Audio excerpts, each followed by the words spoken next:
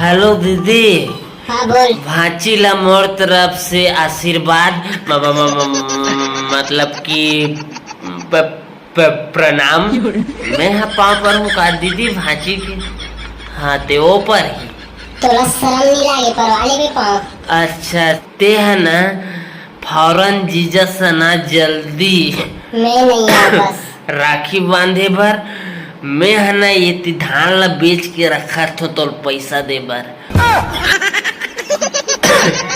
हर साल पी खाता मसाला खाता तो मैं नहीं आऊँ बस। वाह बिना खाना प्राकृतिक के नियम है वो। मैं नहीं आऊँ मतलब नहीं आऊँ। तोरा सन भाई को मत दे रखा तो अब नहीं आ। चल दादा बस में जाऊं। अबे तो राखी वाखी बांधे जाना नहीं है आज बता दे। हाँ अच्छा मैं का बननी जाऊं मोर भाई तोरा सन दरोहत नहीं है ना। जा रे साले भाग मत आबे तोर जैसे 36 ही 36 जाही। अच्छा एक झंडा की लत पाले का औकात नहीं है 36 जाही करा थी। भागना रे साले मैं अगले साल मुख्यमंत्री बनने वाला हूँ। पंच तो बन जा पहली।